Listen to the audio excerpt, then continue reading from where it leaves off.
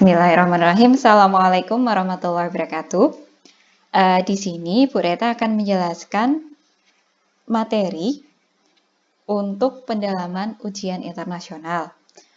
Kebetulan Bu Reta mendapatkan tugas untuk menjelaskan bagian redox dan juga elektroanalisis. Kalau saya perhatikan dari soal-soal dari tahun 2013 dan juga tahun 2018, soal-soal untuk materi redox dan juga elektroanalisis itu berulang. Hanya berkisaran apa sih reaksi redox, apa itu reduktor, apa itu oksidator. Kemudian kalian diminta untuk menentukan bilangan oksidasi dari unsur tertentu. Kemudian menentukan perubahan bilangan oksidasinya, menentukan mana yang merupakan reaksi redox dan bukan. Nah, untuk yang bagian redox ini, setelah saya rangkum dari tahun 2013 sampai dengan 2018, untuk bagian redox itu hanya ada 1 sampai dengan soal nomor 7 ini. Jadi soal-soal ini kira-kira berulang dari tahun 2013 sampai dengan 2018. Kemudian untuk bagian elektroanalisis, nah, untuk bagian elektroanalisis ini, ada 3 soal yang sering kali muncul, terutama adalah soal-soal berkaitan dengan potensiometri. Mungkin masih ingat, dulu di kelas 11 kita pernah melakukan praktikum elektroanalisis, titrasi potensiometri, titrasi asam basa biasa, kita menggunakan asam kuat, basa kuat, asam kuat, dan juga menggunakan basa lemah. Titrasi seperti biasa, tetapi kita ukur bagaimana perubahan pH-nya setiap penambahan asam ataupun basa menggunakan pH meter. Dan setelah itu nanti kita menggunakan titik ekivalen.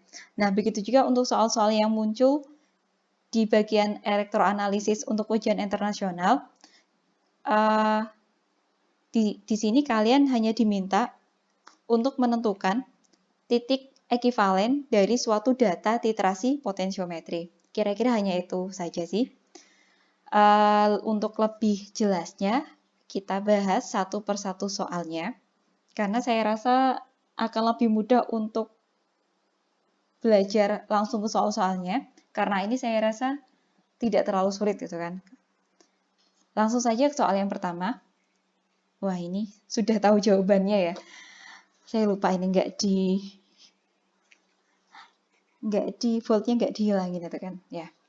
Tapi yuk nggak apa-apa, coba kita cek dari soal nomor 1. Nah, soal nomor 1 ini, what is the complete definition of a redox reaction? Jadi kalian diminta untuk menjelaskan apa sih arti dari reaksi redox. Ingat ya, redox, reduksi, oksidasi. Kalau reduksi itu, dia mengalami penurunan bilangan oksidasi atau biloxnya itu dia akan semakin negatif. Mengapa dia semakin negatif? Karena unsur tersebut dia menerima elektron. Berbeda halnya kalau dia mengalami reaksi oksidasi. Bilangan oksidasinya dia akan semakin positif, akan semakin bertambah. Maka mengapa menjadi semakin positif? Karena dia kehilangan elektron. Nah, dari soal nomor 1 ini, jawabannya yang mana ya? Mengapa yang D ini menjadi jawaban yang benar? Coba kita cross-check satu persatu. Untuk jawaban yang A ini, in a redox reaction, electrons are given up. Dalam suatu reaksi redox, elektron dia dilepaskan. Nah, betul atau salah? Nah, pasti jawabannya salah. Karena pengertian elektron are given up ataupun elektron dilepaskan, ini hanya menjelaskan bagian reaksi oksidasi tadi. Unsur tersebut dia melepaskan elektron, makanya bilangan oksidasinya naik. Makanya untuk jawaban A ini kurang lengkap ya, hanya menjelaskan apa reaksi oksidasi saja. Kemudian untuk yang B ini, in a redox reaction, electrons are taken. Elektronnya ditangkap. Nah, kalau reaksi yang menangkap elektron, yang seperti kita ketahui itu adalah pengertian untuk reaksi reduksi. Makanya jawaban B ini dia kurang tepat karena hanya menjelaskan bagian reaksi reduksi saja. Kemudian untuk jawaban C, mengapa salah? Coba perhatikan di bagian yang saya tebali ini. In a redox reaction, proton transfer takes place. Jadi, menurut pengertian yang jawaban C ini, dalam reaksi redox, yang mengalami transfer yang berpindah itu adalah proton. Nah, padahal yang kita ketahui proton itu dia letaknya di inti atom, tidak memungkinkan dia untuk berpindah dari satu unsur ke unsur lain, kecuali kalau dia merupakan suatu unsur yang bersifat radioaktif. Nah, makanya untuk jawaban soal nomor 1 ini yang lebih tepat adalah yang D. In a redox reaction, electron transfer takes place. Terjadi transfer elektron. Kalau dia melepas elektron, dia mengalami oksidasi. Kalau dia menerima elektron, dia mengalami reaksi reduksi. Kemudian soal yang nomor 2. What is a reductant?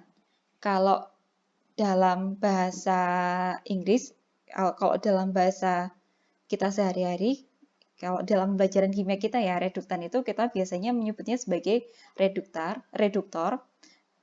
Nah, kalau yang untuk yang soal nomor 3, nah soal nomor 2 dan soal nomor 3 ini mirip, hampir mirip.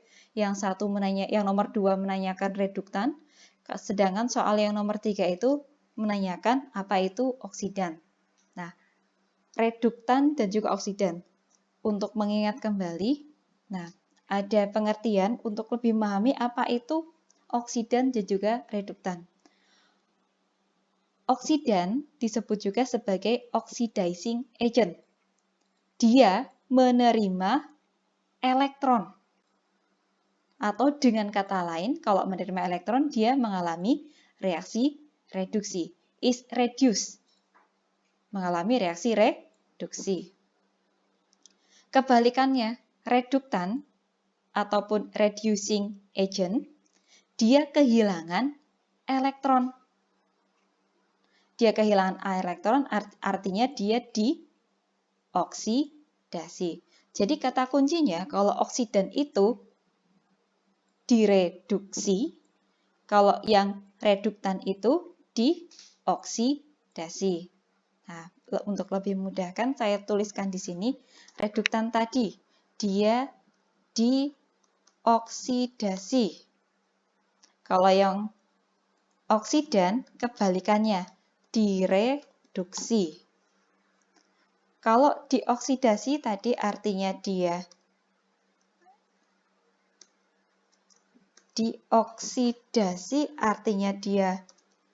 kehilangan elektron. Kalau yang direduksi artinya dia menerima elektron. Nah, sudah tahu apa itu artinya reduktan dan juga oksidan, kita coba cek jawabannya yang betul yang mana. Yang A, a substance that takes in electron, suatu unsur yang menerima elektron. Salah ya, kalau reduktan itu kan dia kehilangan elektron. Karena dia tadi, reduktan itu dia artinya dioksidasi, kehilangan elektron. Untuk yang B, a substance that gives up electron. Berarti suatu unsur yang melepaskan elektronnya. Makanya, betul ya sesuai dengan pengertian yang tadi. Dia kehilangan elektron, gives up, kehilangan. Makanya jawabannya adalah B. Nah, sudah tahu jawabannya yang betul B. Coba kita cek untuk jawaban C dan juga D, mengapa dia salah. Yang C ini, a substance that oxidize another substance. Betul ya, oksidasi, tetapi yang dioksidasi bukan dirinya, tetapi unsur yang lainnya. Nah, makanya untuk jawabannya ini salah. Reduktan itu dia dioksidasi, dirinya sendiri yang dioksidasi. Nah, kalau yang maksud yang C ini, dia mengoksidasi yang unsur yang lainnya, makanya salah. Kemudian untuk yang jawaban D, a substance berarti suatu unsur di mana dia itu dapat menerima dan juga melepaskan elektron. Jadi dia satu unsur yang sama, tapi dia dapat mengalami reaksi reduksi, menerima elektron, dan dia juga dapat mengalami reaksi oksidasi, melepaskan elektron. Nah, kalau unsur yang seperti ini, yang kita ketahui yang mengalami reaksi disproporsionasi. Nah, ada beberapa unsur yang selain mengalami reaksi oksidasi, dapat juga mengalami reaksi reduksi. Tapi kan di sini yang ditanyakan adalah reduktan. Maka yang lebih tepat adalah jawabannya B. A substance that gives up electrons. Lanjut ke soal yang nomor 3. What is an oxidant? Nah, oksidan tadi dia mengalami reduksi, dia direduksi. Kalau direduksi artinya dia menerima elektron. Makanya jawabannya adalah A ya, langsung a substance that takes in electron, menerima elektron. Kalau yang B itu untuk jawaban yang soal nomor 2. Nah, untuk yang C ini mengapa salah? Dia reduce. Betul ya kalau di sini direduksi, tapi coba dilihat. That reduce another substance, mereduksi unsur yang lainnya. Padahal kan kalau pengertiannya oksidan, dia mereduksi dirinya sendiri yang direduksi. Nah, itu untuk pengertian untuk soal nomor 1, 2, 3 masih berkisar pengertian reaksi redox, pengertiannya reduktan dan juga oksidan. Kita lanjut ke soal yang nomor 4. Nah, di sini kalian diminta untuk menentukan bilangan oksidasi dari suatu unsur dalam senyawa NaHCO3. Kira-kira unsur apa yang ditanyakan bilangan oksidasinya? Nah, coba kita cek bilangan oksidasi dari masing-masing unsur ini. Ya. Untuk Na, langsung saya tulis di sini ya untuk lebih mudah. Na di sini, karena dia golongan 1 dia kecenderungannya untuk melepas 1 elektron, makanya bilangan oksidasinya adalah plus 1. Begitu juga dengan hidrogen. Hidrogen ini dia di dalam tabel periodik terletak dalam golongan 1, bilangan oksidasinya juga plus 1. Nah, sekarang tinggal antara karbon dan juga oksigen. Yang sering antara karbon dan juga oksigen, yang sudah diketahui bilangan oksidasinya adalah oksigen. Oksigen itu dia bilangan oksidasinya adalah min 2.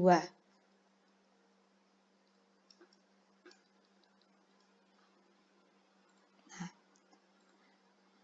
oksigen dengan bilangan oksidasinya min 2, tetapi perlu dilihat di sini, oksigen di sini jumlahnya ada 3.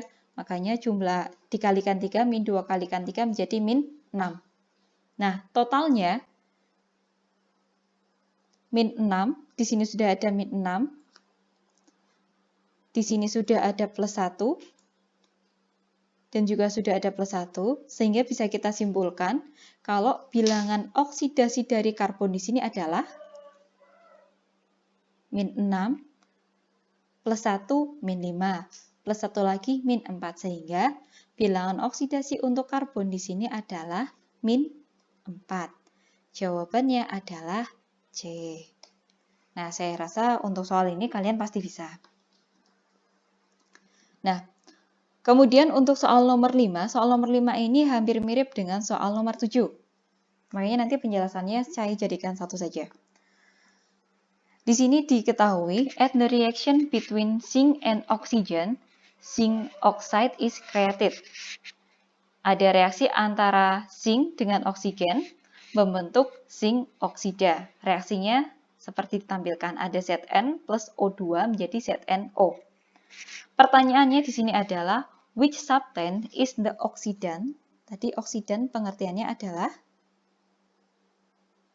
oksidan, direduksi. Nah, biar ingat dan juga memudahkan, tadi oksidan artinya direduksi ya.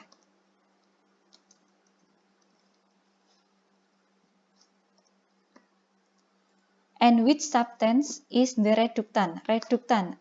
Kalau oksidan direduksi, reduktan berarti kebalikannya. Yang dioksidasi. Coba kita cek bilangan oksidasinya masing-masing. Nah, Zn di sini karena dia ditemukan dalam keadaan bebasnya, ingat, unsur-unsur yang ditemukan dalam keadaan bebasnya, bilangan oksidasinya adalah 0. Kemudian oksigen. Oksigen ini juga ditemukan dalam keadaan bebasnya, makanya bilangan oksidasinya adalah 0. Coba kita perhatikan bagaimana perubahan bilangan oksidasi dari Zn dan juga oksigen yang di sebelah kanan. Oksigen di sini, bilangan oksidasinya yang seperti kita ketahui, oksigen itu umumnya bilangan oksidasinya adalah -2. Karena oksigen bilangan oksidasinya -2, otomatis Zn di sini bilangan oksidasinya adalah +2. Sehingga dapat saya simpulkan untuk Zn. Dia mengalami perubahan bilangan oksidasi dari 0 menjadi +2. Artinya Zn di sini dia mengalami reaksi oksidasi. Kemudian untuk oksigen, dia mengalami perubahan bilangan oksidasi dari 0 menjadi -2. Artinya apa? Dia mengalami reaksi reduksi. Kalau dia mengalami reaksi oksidasi, dia tadi namanya reduktan. Kalau dia mengalami reduksi, dia merupakan oksidan. Jadi sudah jelas ya jawabannya. Yang betul adalah oksidannya Zn. Zn yang merupakan reduktan. Zn yang merupakan reduktan, sedangkan oksigen di sini dia merupakan oksidan. Jawabannya adalah B. Nah, masih soal yang hampir mirip dengan soal yang nomor 5, yaitu soal nomor 7. Aluminium oksida, dia terbentuk melalui reaksi antara aluminium dan juga oksigen. Nah, reaksinya ini ada aluminium direaksikan dengan oksigen membentuk Al2O3, aluminium oksida. Pertanyaan sama dengan soal yang nomor 5 tadi, yang ditanyakan adalah oksidan. Oksidan tadi dia mengalami reduksi atau direduksi. Kemudian yang reduktan, dia mengalami oksidasi.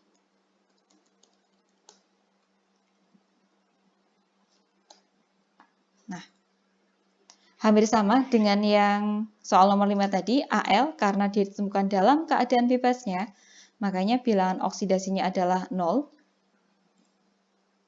Kemudian oksigen juga sama, karena dia ditemukan dalam keadaan bebasnya, bilangan oksidasinya adalah 0. Yang di sebelah kanan untuk aluminium oksida, oksigen di sini bilangan oksidasinya adalah -2. -2 karena dia ada 3, 2 kalikan -2 kalikan 3 berarti -6. Berarti bilangan oksidasi totalnya untuk oksigen dalam Al2O3 adalah -6. Kemudian untuk Al-nya, nah, agar Al2O3 ini dia netral, otomatis jumlah total bilangan oksidasinya untuk si aluminium di sini dia harusnya adalah +6. Coba kita lihat, Al-nya di sini ada 2, berarti untuk satu Al bilangan oksidasinya adalah +3. Nah, di sini saya tuliskan, nah seperti ini. Berarti untuk satu Al bilangan oksidasinya adalah +3, dan kalau untuk 2Al berarti bilangan oksidasinya berubah menjadi +6. Nah, jadi sudah kita pahami ya, sudah hampir sama dengan soal yang nomor 5 tadi. Al di sini dia mengalami reaksi oksidasi, atau dia berperan sebagai reduktan. Kemudian oksigen di sini dia mengalami reaksi reduksi, atau dia berperan sebagai oksidan. Sehingga jawabannya adalah B. Nah, tidak sulit kan? Hampir sama dengan soal nomor 5 tadi. Berikutnya soal yang nomor 6. Nah, soal yang nomor 6 di sini kalian diminta untuk menentukan di antara keempat reaksi ini, manakah yang bukan merupakan reaksi redoks. Tidak ada mana yang tidak mengalami reduksi ataupun oksidasi. kuncinya untuk soal-soal seperti ini, saya sarankan tidak perlu kalian cek semua unsur, cukup kalian cek satu unsur kalau dia sudah mengalami perubahan bilangan oksidasi, oh berarti dia termasuk reaksi redoks. Jadi tidak perlu semua unsur kalian tentukan, oh mana yang mengalami reaksi reduksi, mana yang mengalami reaksi reduksi, berapa perubahan bilangan oksidasinya, tidak perlu, cek salah satu saja. Contohnya yang paling mudah, saya sarankan logam, ya terutama untuk logam. Nah, untuk soal nomor untuk yang A ini, saya sarankan cek yang besi. Besi di sini bilangan oksidasinya dapat kita tentukan dari bilangan oksidasinya oksigen, karena oksigen itu umumnya bilangan oksidasinya adalah min 2. Karena oksigennya di sini dia ada 3, sehingga total bilangan oksidasi untuk oksigen dalam Fe2O3 adalah min 6. Nah, agar netral, jumlah bilangan oksidasi untuk Fe dalam Fe2O3 harus seimbang dengan oksigen tadi, menjadi plus 6. Nah, tapi Fe-nya di sini ada 2, makanya bilangan oksidasinya Fe dalam Fe2O3 ini adalah plus 3. Nah, di sini. Oh. Ini ya, saya beri tebal untuk bilangan oksidasinya. Nah, Fe di sini di sebelah kiri bilangan oksidasinya adalah plus 3. Kita cek untuk Fe yang di sebelah kanan. Nah, Fe yang di sebelah kanan ini dia karena dalam keadaan netralnya, otomatis bilangan oksidasinya adalah 0. Sudah kelihatan ya, terjadi perubahan bilangan oksidasi. Makanya yang soal A ini dia merupakan reaksi redoks. Kemudian soal yang yang jawaban B. Hampir sama dengan soal nomor 5 dan juga soal nomor 7 tadi. Kalau yang ini saya sarankan cek saja untuk Mg juga bisa, oksigen juga bisa sih. Yang mudah kita Mg dulu ya. Mg di sini karena dia dalam keadaan bebasnya, bilangan oksidasinya adalah 0. Kita cek Mg yang di sebelah kanan. Mg di sini, nah kita tahu untuk oksigen itu karena dia bukan dalam keadaan bebasnya, bilangan oksidasi untuk oksigen dalam MgO ini adalah min 2. Sehingga otomatis bilangan oksidasi untuk Mg dalam MgO adalah plus 2. Ini ya, sudah terlihat terjadi perubahan bilangan oksidasi. Diri Mg yang di sebelah kiri adalah 0, sedangkan yang di sebelah kanan adalah plus 2. Makanya ini adalah reaksi redoks. Kemudian soal untuk yang C. Nah, saya sarankan cek yang logamnya. Ag di sini, ini kan kalau kita pecah AgNO3, dia akan menjadi Ag plus dan juga NO3 min. Sehingga kita tahu biloxnya Ag di sini dia adalah plus 1. Karena tadi dipecah dari AgNO3 menjadi Ag plus dan juga NO3 min. Kita coba cek untuk Ag yang di sebelah kanan. Nah, ini Ag2CrO4 kalau kita pecah menjadi Ag2 plus dan juga CrO4 Ag2CrO4 menjadi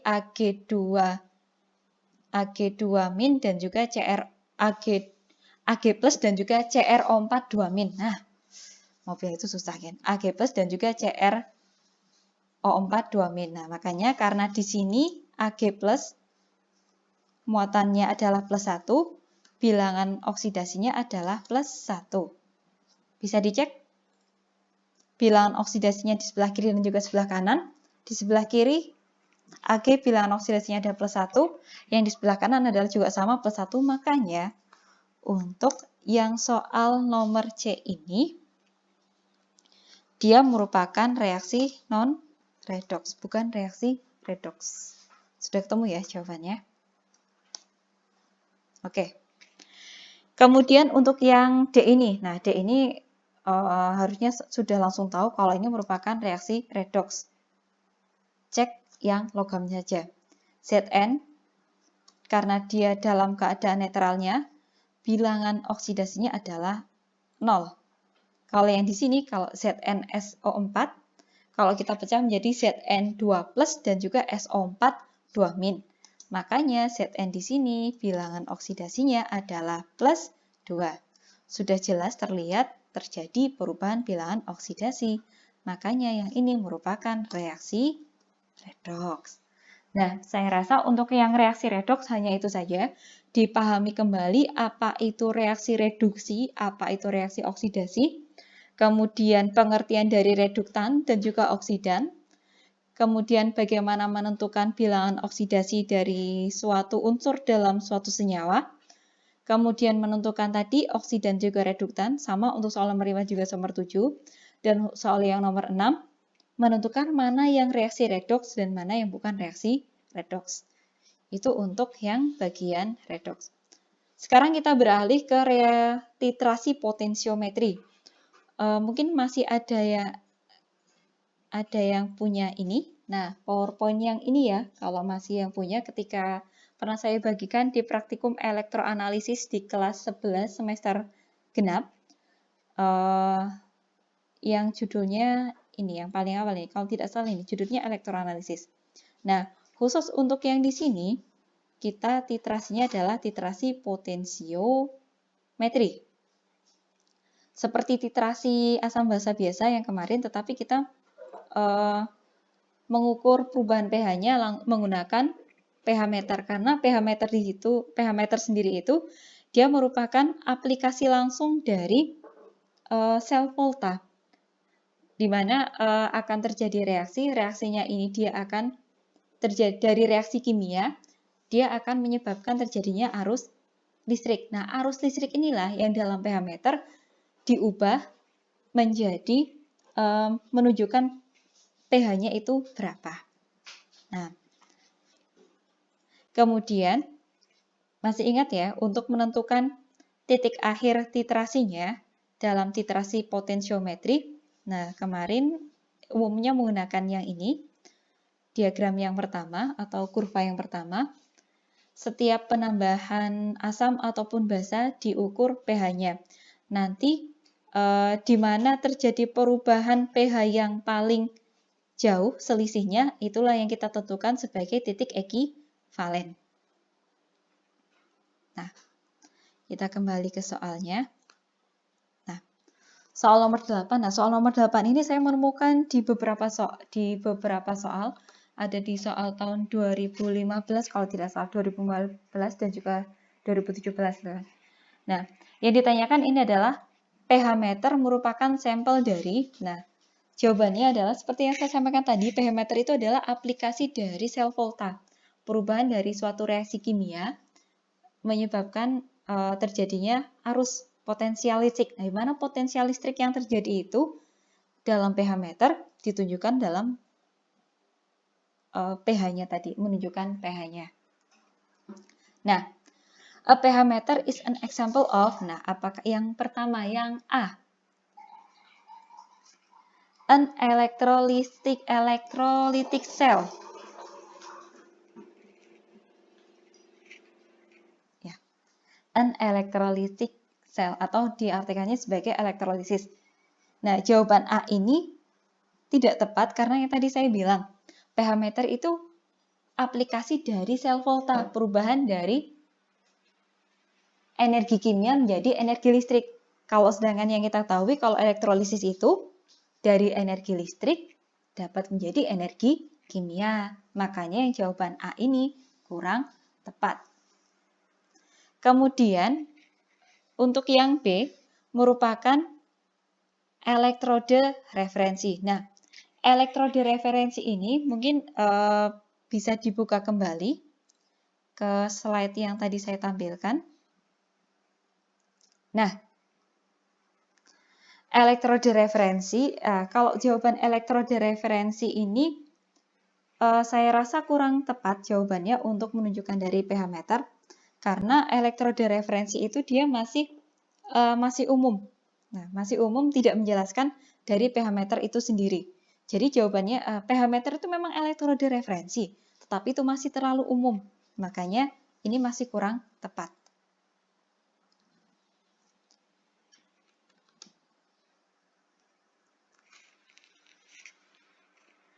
Kemudian yang C, a fuel cell. Nah, fuel cell ini adalah sel bahan bakar. Nah, tidak mungkin ya, ini bukan merupakan sel pH meter itu dia bukan merupakan sel bahan bakar. Nah, makanya yang lebih tepat jawabannya adalah yang D. Dia merupakan elektrode yang sifatnya selektif. Mengapa selektif? Karena tadi dia mengukur konsentrasi dari ion H+ dan juga ion OH-nya. Makanya bisa menunjukkan pH dari asam dan juga basa. Seperti itu. Nah, terakhir. Soal nomor 9 dan juga soal nomor 10. Dari dua soal ini, disajikan sebuah data dari seorang analis yang melakukan titrasi potensiometri. Data yang disimpulkan di sini adalah ketika penambahan volume titran, sejumlah volume titran ditambahkan, pH meternya menunjukkan pH sekian. Nah, yang ditanyakan di sini adalah di manakah letak dari titik ekivalennya. Seperti yang saya sampaikan tadi, untuk menentukan titik ekivalennya, titik ekivalen itu dapat ditentukan dari perubahan pH yang paling signifikan di antara data tersebut, mana sih yang paling tegak, yang hampir tegak lurus yang mana, atau yang selisihnya dari penambahan yang pertama ke yang berikutnya itu, yang selisihnya paling jauh itu adalah letak dari titik ekivalen. Makanya untuk yang soalnya ini sebenarnya hitung-hitungannya sedikit saja. Kalian perhatikan dari perubahan pH-nya. Kalau yang pertama ini, data yang pertama, ketika penambahannya 12,40, pH-nya 7,8. Ketika penambahannya 12,50, 7,62. Nah, perubahan pH-nya sekitar 0,18. Kemudian yang 12,60 ini sekitar 0,32. Kemudian yang 12 sampai ke 12,70 di sini 6,81. Kalau yang 12,80, 5,25. Nah, biar lebih mudah, yuk kita hitung satu persatu saja. Pakai kalkulator ya. Kita coba cari yang mana selisihnya yang paling banyak dari penambahan titran itu. Yang 7 tadi kita sampai ke yang 12,60. 7,30. Mana nih? Nah, dikurangi 6,81. Selisihnya 0,49. Nah, sekarang yang di bawahnya 6,81 dikurangi 5,25. Nah, selisihnya 1,56. Kemudian yang berikutnya 5,25 dikurangi 4,53. 0,72. Nah, saya rasa kalau kita perhatikan datanya, yang perubahan pH-nya yang paling jauh itu antara 12,70 sampai dengan 12,80. Nah, berarti jawabannya yang mana? Kalian cari saja. Yang jawabannya antara 12,70 dan juga 12,80. Berarti 12,7 sekian ya. Nah, makanya langsung ketemu jawabannya adalah B. Itu saja.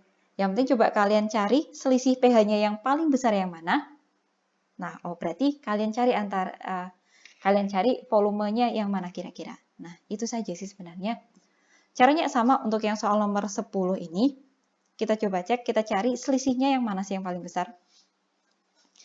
Kalau yang ini yang 10,20, 7,9, kemudian ke 7,6 masih sekitar 0,2 sekian. Yang ini juga masih 0,4. Yang ini, nah coba ini 7,25. 7,25 dikurangi 6,86. Ini 0,39. Coba yang 6,86. 6,86 dikurangi bawahnya 5,42. 1,44. Oh, ini sudah cukup jauh. 1,44. Coba yang 5,42. 5,42 dikurangi 4,63. 0,79. Oh, berarti sudah ketemu ya. Berarti jawabannya adalah antara ini 10,50 dan juga sampai dengan 10,6. Karena tadi yang jaraknya yang selisihnya paling jauh antara pH ini 6,86 sampai dengan 5,42. Jaraknya tadi sekitar 1,44. Artinya titik ekivalen yang berada antara 10,50 sampai dengan 10,60. Sudah pasti ya jawabannya adalah yang ini. Jadi nggak sulit kan? Nah, kira-kira itu yang bisa Bu Reta sampaikan. Pahami kembali apa itu redoks dan juga titrasi potensiometri. Saya rasa sampai di sini saja. Kurang lebihnya mohon maaf. Kalau misalkan ada pertanyaan, boleh bisa ditanyakan di Edmodo. Saya akhiri. Wassalamualaikum warahmatullahi wabarakatuh.